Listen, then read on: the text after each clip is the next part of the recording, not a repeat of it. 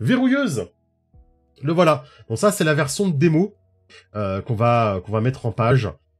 Assez simplement, hein, je vous rassure, il va faire une grosse dizaine de pages. Vous le voyez, avec pas mal de tables aléatoires, mais c'est notre nouveau jeu solo avec Yume, et ça c'est la version de démonstration, évidemment qui est beaucoup plus courte. Salut, merci Antras, c'est gentil, je vais te mettre un petit cœur, peut-être que tu nous entends pas, hop, voilà. Hop.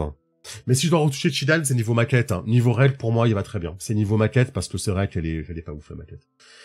Donc verrouilleuse, il existe des portes cachées aux quatre coins du monde, invisibles aux yeux de tous, qui donnent accès à l'autre monde. Si par malheur l'une d'entre elles s'ouvre trop longtemps, une catastrophe naturelle dramatique s'abat sur la région, faisant de nombreuses victimes.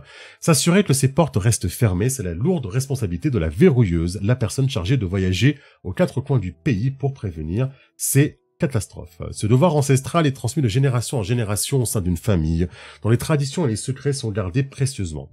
Mais il peut arriver qu'une conscience s'éveille subitement et qu'une nouvelle verrouilleuse découvre cette responsabilité. Voilà. Nous, on va jouer vous allez jouer la verrouilleuse en solitaire. Oui, on voulait présenter un concours, sauf que le concours, en fait, le problème, c'est que si on gagnait le concours, enfin, si on était dans les finalistes, on devait aller le présenter cet été. En fait, à un festival, là, dans le sud de la France. Et il se trouve que j'ai un mariage, ce week-end-là. Donc, si jamais on était dans les finalistes, j'aurais même pas pu y aller. Et puis faire une démonstration de jeu solo, c'était chelou. Donc ce qu'on s'est dit avec Yume, c'est qu'on a gardé cette deadline pour avoir une deadline en fait. Parce que moi je me connais, sinon je finis jamais en fait mes trucs. Donc on s'est gardé la deadline, et effectivement le jeu était prêt pour le concours, sauf qu'on l'a pas envoyé. Mais le jeu était prêt pour le concours. Voilà. Le principe du jeu, du coup, c'est que vous allez avoir un paquet de 52 cartes et qu'on va émuler le film Suzume de Makoto Shinkai, où en fait, c'est une jeune fille qui parcourt le Japon pour aller fermer des portes magiques qui mènent sur des catastrophes naturelles. Donc là, des tremblements de terre, puisque Suzume, c'est pas une allégorie, mais une façon de traiter du problème et du traumatisme des tremblements de terre, notamment celui qui a provoqué Fukushima. Mais nous, on a élargi un petit peu sur plein d'autres catastrophes naturelles. Donc le principe, c'est que si vous fermez pas la porte, une catastrophe naturelle va s'abattre sur la région où se trouve la porte magique. Et la porte magique se trouve toujours dans des ruines. Une ruine d'école, une ruine de centrale électrique, une ruine antique, une ruine de station balnéaire, voilà. Ah ouais, mais je suis un grand fan de Suzume. Ça pourra lui plaire, Liana. Le titre est gratuit, hein. Dès qu'on le met en ligne, vous pouvez aller le lire de toute façon. Et ça va pas trop tarder, hein. Vraiment, ça va pas tarder parce qu'on va pas se prendre la tête sur la maquette, hein. Donc, on va le mettre très rapidement en ligne. On est sur une phase de relecture, en fait, là, finale. Un peu urbex, ouais. Mais bon, ça va pas trop être en urbex. Le principe, c'est que du coup, vous allez, vous créez votre verrouilleuse, etc. Niveau mécanique de jeu, vous allez avoir un paquet de 52 cartes. Et vous allez générer dans votre voyage des rencontres, en fait, des événements et des rencontres.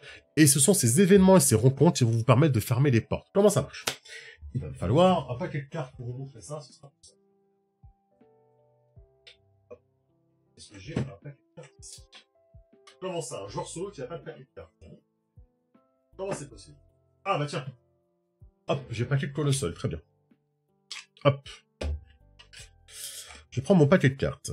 Voilà. Donc j'ai le paquet de Colossal, qui est très très beau d'ailleurs, sur ce passant. Hein. Le paquet de Colossal est vraiment magnifique. Celui-là. Donc comment ça marche?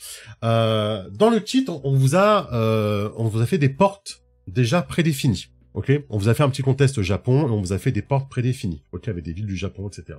Vous avez le choix. Hein. Le voyage, il y en aura 4. Il y a 4 voyages pour fermer 4 portes. Et la 4e porte, c'est la porte finale. C'est le boss final, en gros. Le principe, c'est que dans votre voyage, vous allez générer des clés. Les clés pour fermer les portes, logiquement. Vous allez générer des clés. Les clés vont vous être données par les cartes que vous tirez de votre paquet de cartes. Les clés, vous en tirez chaque fois que vous voyagez. Donc, quand vous voyagez d'une porte à une autre, vous tirez 2 clés, 2 cartes. Et quand vous êtes dans une ville, vous tirez une clé, une carte, qui est une rencontre. Et ensuite, vous gardez ces cartes avec vous, vous gardez ces cartes associées à des clés, à des mots-clés. Et quand vous arrivez devant la porte, elle a des verrous. Les verrous, ce sont des mots-clés également. Et en fait, vous devez faire correspondre vos mots-clés que vous avez acquis dans votre voyage face aux mots-clés de la porte. Ça, c'est la première couche de gameplay, sachant que du coup, tout ça, c'est narratif. Hein. Vous avez une clé qui est, par exemple, on va en voir une clé qui est magie. ou échange, ou météo, ou enseignement, ou nature, ou célérité, ou victoire. Ça, c'est une clé. Et mettons que vous avez un verrou qui est, verrou qui est enfance et aquatique. Voilà, votre porte, elle a comme verrou enfance et aquatique. Vous devez faire correspondre enfance et aquatique avec les mots-clés, enseignement. Je vous ai dit quoi? Magie, enseignement et échange, un truc comme ça. Voilà. À vous de faire correspondre, c'est ça, Vlad, exactement. À vous de faire correspondre narrativement, en quoi les mots-clés que vous avez gagnés sur la route, et ce que vous avez vécu en chemin va vous aider à fermer la porte, en face de vous. Sachant que les cartes, vous pouvez les conserver pour une prochaine porte. Ça, c'est la première couche mécanique. La deuxième couche mécanique, ouais, bien sûr, je vais vous faire un exemple quand je vous aurai tout expliqué. La deuxième couche mécanique, c'est qu'en fait, les portes ont des difficultés. Genre, vous voyez, la porte d'Otaru, enfance aquatique, elle a une difficulté de 28. Et évidemment, une carte que vous tirez a une puissance. La dame, elle vaut 11. D'accord? Parce que il y a 12 niveaux. L'as vaut 1, le 2 vaut 2, le 3 vaut 3, la dame vaut 11 et le roi vaut 12. La dame vaut 11, le 8 vaut 8, ok, etc. Et donc, quand vous allez utiliser vos cartes pour fermer une porte, il faut que l'addition des valeurs de vos cartes fasse également égal ou plus que la porte. On va faire un exemple, ok? Je vais voyager jusqu'à Sapporo. Je vais voyager jusqu'à Sapporo, ok? Sapporo, c'est une ville, on vous donne des petits mots-clés, ça c'est Yume parce qu'elle connaît bien le Japon, grande, moderne, festival des statues de neige. Ça c'est pour vous aider un petit peu à créer du jeu quand vous êtes à Sapporo. La ruine où se trouve la porte à Sapporo, c'est une station de train abandonnée. Ça c'est un truc pré-généré qu'on vous a fait, mais il y aura des mécaniques de jeu dans le jeu complet pour créer vous-même vos portes et vos lieux. Les verrous de la porte, ce sera tourment et confiance. Et la catastrophe, si jamais c'est pas fermé, ce sera une canicule. Ok? Je vais voyager jusqu'à Sapporo. Ok? Je vais mélanger mon paquet de cartes. Je vais partir sur la route. Je prends mon petit sac à dos. Je suis une verrouilleuse. Je sais que la prochaine porte qui va s'ouvrir dans cette partie-là du Japon. C'est dans le nord du Japon, Sapporo. Je pars en voyage et je vais essayer d'un petit peu d'écouter les rumeurs pour savoir où est-ce que la porte commence à s'ouvrir. Je sais notamment qu'il y a une canicule qui commence à sévir sur le nord du Japon qui n'est pas très naturelle. Donc je me doute qu'il y a une porte à fermer. Je voyage vers Sapporo. Je commence à tirer une dame. Elle vaut 12, excuse-moi. Peut-être que je me suis trompé avec elle vaut 12. J'ai écrit quelque part, je sais plus où c'est quoi. 1, 2, 3, 4, 5, 6, 7, 8, 9, 10, 11, 12, 13. Non, c'est ça, elle vaut 12. Elle vaut 12. T'as raison, excuse-moi. Donc, j'ai tiré une dame. J'ai tiré la dame de cœur. Dans le jeu du type de démonstration, vous avez un tableau pour les cartes noires, un tableau pour les cartes rouges. Mais, dans le jeu complet, vous allez avoir un tableau pour les piques, un tableau pour les cœurs, un tableau pour les etc., quoi. On vous a prévu un truc un peu plus énorme. Vous voyez, voilà. Hop. Voilà, vous voyez, on vous a prévu un tableau à chaque fois pour chaque couleur, vous voyez. Carte cœur, chaque enseigne. Carte pique, carte carreau, carte trèfle. Mais pour le titre de démonstration, on a fait rouge et noir. Donc, j'ai tiré la dame de cœur. Je vais aller voir qu'est-ce que me dit la dame de cœur rouge. Hop, la dame. Une stèle sur le bord de la route indique qu'une personne est décédée ici dans un accident. Mot-clé recueillement. J'écris que j'ai le mot-clé recueillement. Recueillement. Hop, je l'écris devant moi. Est-il vaut 12, ok?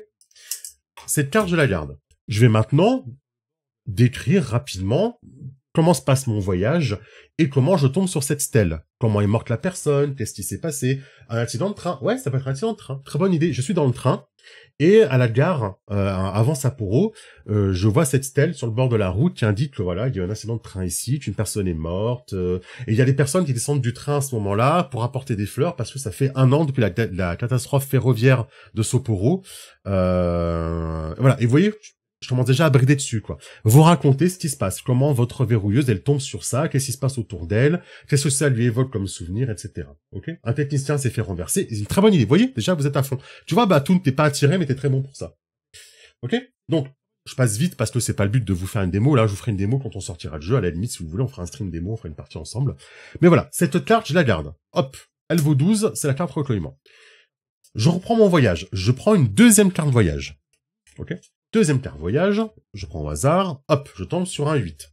Un 8 de carreau, donc je vais aller voir l'entrée 8 de carreau, donc là c'est carte rouge. 8 c'est un raccourci vous fait gagner du temps. Mot-clé, célérité. Donc je vais écrire que j'ai le mot-clé célérité. est-il associé au 8. Ok? Je le note à côté de moi. Donc là, pour l'instant, j'ai deux clés. J'ai une clé recueillement et j'ai une clé célérité. Ok? Elle vaut 12, elle vaut 8. Je raconte comment je trouve un raccourci. Dans la montagne, par exemple, je vais tomber sur quelqu'un qui promène ses moutons, ses chèvres, qui va me raconter un petit peu le chemin, je vais discuter avec lui, je vais raconter un petit peu dans mon journal qu'est-ce qu'il me raconte, etc., comment ça se passe. Je prends mes deux cartes. Ma phase de voyage est terminée, j'ai eu mes deux cartes. J'ai passé maintenant en phase de ville. La phase de ville, normalement j'ai un petit résumé quelque part là, regardez. Voilà, hop, phase de voyage. Voilà, il y a deux événements. Phase de ville, je vais générer une seule carte. Ok? J'arrive à la ville, phase de ville, je tire une carte, c'est évidemment le Joker, c'est le 9 de pique. Donc je vais aller voir pour la phase de ville, parce que ça c'est pas le même tableau, hein. Ça c'est la phase de voyage, et ça c'est la phase de ville, rencontre clé, c'est la phase de ville. Hop, je vais le noter là, ce sera plus clair à la limite, pour la maquette. Je vais aller voir le 9 de pique, donc carte noire 9. Vous passez la nuit au même endroit qu'un voyageur inconnu. Allongé dans vos couchages, il vous captive en vous partageant sa passion.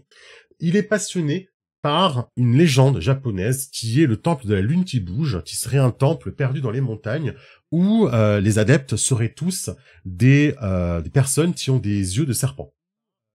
Il va vous raconter comment il est parti dans les montagnes, comment un jour il a rencontré une jeune femme qui avait des yeux de serpent, qui cherchait le temple de la lune qui bouge. Il est resté pétrifié de cette rencontre, pétrifié dans le sens à plus bouger, à perdre la notion du temps après avoir vu cette femme, et il en est devenu obsédé. Et maintenant il cherche ce fameux temple de la lune qui bouge. Voilà.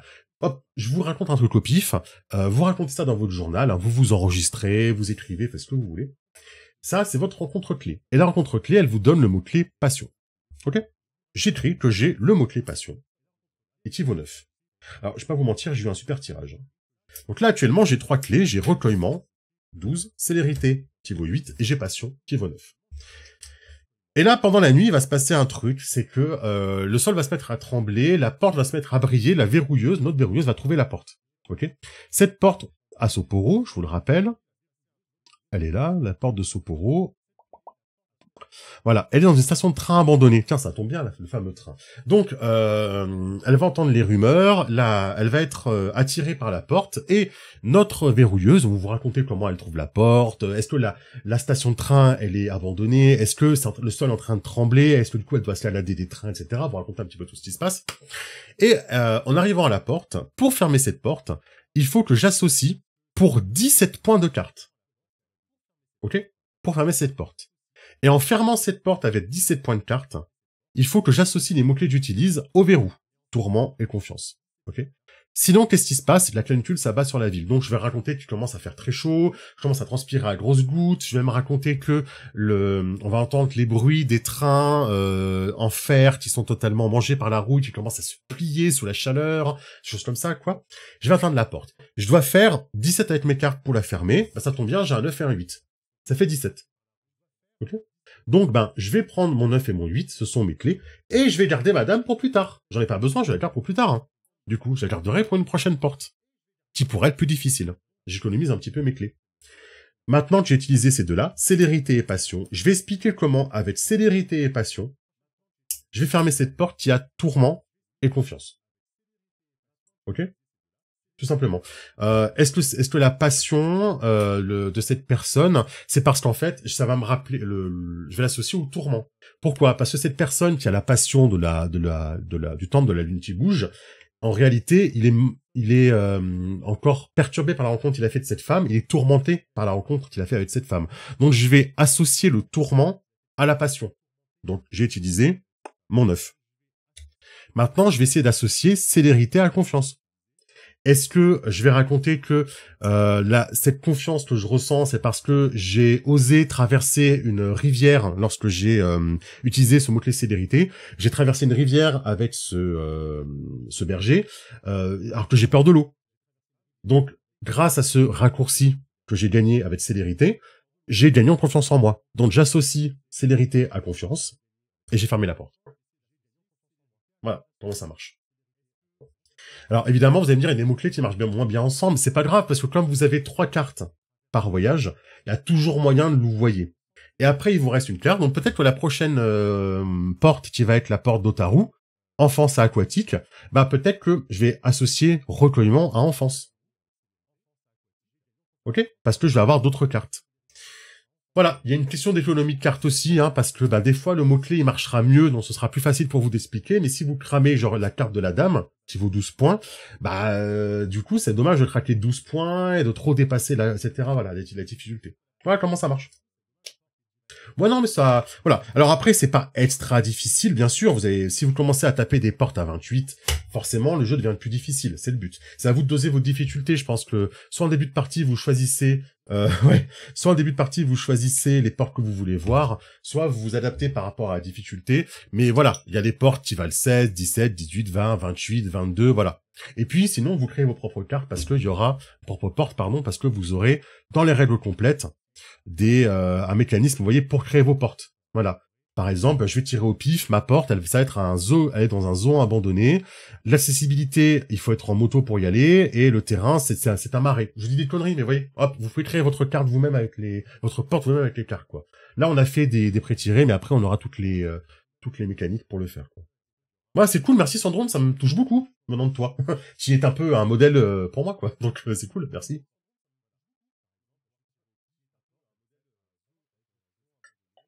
Mmh. Alors, c'est un jeu de rôle un jeu de rôle solo, mais on vous prévoit une variante épistolaire, où en fait deux verrouilleuses racontent leur voyage chacune de leur côté à une autre verrouilleuse, et elles s'envoient des lettres. Donc en gros, c'est juste, vous jouez en solo de votre côté, vous racontez la partie à quelqu'un d'autre, mais c'est une façon de présenter du coup votre journal qui est vachement mieux, je trouve. Donc on prévoit une variante épistolaire. On n'a pas encore testé si on met des crosses, enfin voilà, des mécaniques qui toucheraient les deux personnages on testera ça. Mais on va faire une variante épistolaire pour vous permettre de jouer avec quelqu'un d'autre en fait et de lui raconter votre voyage. Ça peut vous motiver à écrire en fait, parce que des fois, un jeu de rôle solo ça motive pas parce qu'on est tout seul, on n'a pas envie d'écrire pour soi-même, hein, je peux comprendre. Mais on vous mettra une variante épistolaire pour ça, quoi. Bah écoute, tu nous diras, Vlad, on le sort bientôt. Alors on sort le titre de découverte bientôt, vous voyez, il est pas très long, hein, le titre de découverte, hein, parce que tout ça c'est les tables aléatoires et les portes pré-tirées. Et après, les règles, ça tient en 8 pages, je crois. Hein. Ouais, c'est ça, en 9 pages, vous avez les règles de jeu. Hein. Donc ça tient bien. Évidemment, la version complète, il y aura beaucoup plus de tables aléatoires, histoire de renouveler le plaisir de jeu. Vous voyez, mais pour la découverte, au moins, vous verrez la mécanique et vous pourrez nous faire des retours. Alors, pourquoi c'est au féminin? Parce que Suzume, c'est un personnage féminin. C'est juste ça. C'est juste ça. Il n'y a pas de question de vous jouez une femme ou jouez un homme. Vous faites ce que vous voulez. Vous jouez ce que vous voulez en genre ou en genre, comme vous voulez. Hein. D'ailleurs, on le dit à un moment donné. On le dit à un moment donné. Je sais pas si on l'a gardé dans la version démonstration, mais on l'a écrit. Hein, qu'en gros, on a mis le personnage au féminin parce que c'est inspiré du film Suzume. Donc, voilà, c'est là. Hop, je vous montre rapidement. Et parce que du coup, ça permet de différencier en fait les autres protagonistes ou le joueur. En fait, on dit le joueur, mais la verrouilleuse. En fait, quand on s'adresse à la personne qui joue, on dit le joueur. Quand on parle du personnage, on dit la verrouilleuse. En fait, pour nous, en termes d'écriture, c'est beaucoup plus simple aussi, comme ça. On peut jouer un tabouret. Oui, j'ai la ref, Vlad. Évidemment. Donc voilà. Mais bien sûr, vous jouez un homme, une femme, un non-genré, vous jouez ce que vous voulez, c'est du jeu de rôle. Hein. Donc vraiment, faites-vous plaisir. Il y a moyen de toujours relancer une carte. Oui, bien sûr. Alors après, les amis, les règles de jeu dans un jeu de rôle solo, vous faites ce que vous voulez, parce que y a personne qui est là pour vous juger. Quand vous faites du solo, y a personne qui est là pour vous dire les règles, c'est pas comme ça, quoi. Non. Si vous voulez relancer une carte parce qu'elle vous intéresse pas, vous relancez une carte. Je suis pas derrière vous pour vous dire c'est pas les règles. Vous faites ce que vous voulez, c'est du solo. C'est trop cool le solo pour ça. Donc voilà. Et en plus, très honnêtement, la version proto qu'on va sortir, vous pouvez faire de l'épistolaire avec, quoi. C'est juste que j'ai pas écrit un paragraphe dessus pour vous expliquer comment faire. Mais vous pouvez y arriver très bien, quoi. Ouais, non mais c'est... Voilà. Donc là, on a prévu l'univers Japon, forcément. Mais on vous prévoira aussi d'autres univers dans la version complète. Voilà. Et en version complète qui sera certainement payante, hein, les amis, ne serait-ce que parce qu'on aimerait aussi, au fur et à mesure, si on pouvait rémunérer quelques personnes pour nous dessiner des portes. Tout simplement, en fait. On aimerait bien faire des portes pré-tirées, illustrées, en fait. Un petit peu comme a fait Julitz dans Face au Titan, qui est pour moi un jeu exceptionnel. J'ai trouvé ça génial vraiment qu'ils fassent des monstres prétirés, qu'ils les fassent illustrer et créés par d'autres personnes. Bah, c'est quelque chose qu'on aimerait faire, et pour ça il faudrait qu'on les rémunère en fait, tout simplement quoi. Donc on le mettra payant, alors pas le kit, hein, et puis je pense qu'on le mettra à 5 € peut-être le jeu complet, et on fera gagner des clés, et on mettra et on mettra le jeu aussi en mince, comment ça s'appelle, en copie communautaire bien sûr quoi, mais on essaiera pas pour faire un bénéfice mais pour payer des gens en fait, pour faire des petites portes quoi, tout simplement. Non, il y a pas d'IA agile. Ouais, ça pourrait être très cool, Pierre, je suis bien d'accord, tout à fait raison. T'as tout à fait raison. Oui, bien sûr. Oui, chill. J'allais dire chill, ça y est, je prononce à la chinoise. Oui, chill, bien sûr. Ouais, chill. Chill et Vers le silence. Aussi, je crois que c'est Vers le silence que ça s'appelle, ce jeu. Qui permet aussi de faire de l'épistolaire comme ça. La dernière porte, toutes les joueuses se retrouvent pour la fermer. Ouais, ça pourrait être très cool. Ça pourrait être très cool. Voilà. Et puis voilà, si bien sûr vous avez des idées de design de porte, parce que qu'est-ce que c'est une porte, en fait? Les amis, qu'est-ce que c'est une porte, si vous voulez créer les vôtres, hein. Une porte, c'est... hop, je vais vous le montrer, hein, c'est plus simple. C'est assez simple, en fait, une porte... Voilà, c'est ça. Une porte, en réalité, c'est une ville. Ça peut même être du Medfan, hein. Si vous voulez faire un univers, si vous voulez faire ça dans Faerun, vous faites ça dans Faerun, hein. C'est pas du tout un souci. C'est une ville, avec une description de comment décrire la ville, si vous la connaissez pas. Une ruine, c'est le lieu où se trouvera la porte. C'est une ruine, donc la soufflerie de verre, un vieux temple, un zoo, une épave, une grange, un centre sismographe, un vieux phare, etc. 2 verrous. Alors, si vous êtes chaud, vous mettez 3 verrous, mais là, c'est très dur, 3 verrous. Mais 2 verrous, d'accord? 2 mots-clés qui servent de verrous. Tempête, peur, aquatique, caché, paranormal, duo, tentation, etc. Et une catastrophe qui est liée à cette porte. Un tsunami, un blizzard, une canicule, une avalanche, une faille tectonique, un éboulement, un tremblement de terre, un typhon, voilà, vous voyez, une éruption volcanique. Voilà, c'est ça une porte en fait. Une porte, c'est allier un lieu avec des verrous et une catastrophe à venir et une difficulté, bien sûr. Sky Over Tokyo, ouais, j'adore. Non mais moi ce film il m'a marqué. Suzume, quand je l'ai vu, j'ai dit ouais, je serai pas le même après ce film. Voilà. Et donc moi, mon rêve, mon rêve ultime serait effectivement que il y ait des gens qui illustrent des portes et des gens qui créent leurs propres portes et qu'on fasse un petit compendium de portes créées et illustrées, quoi, par des gens. Voilà. Voilà.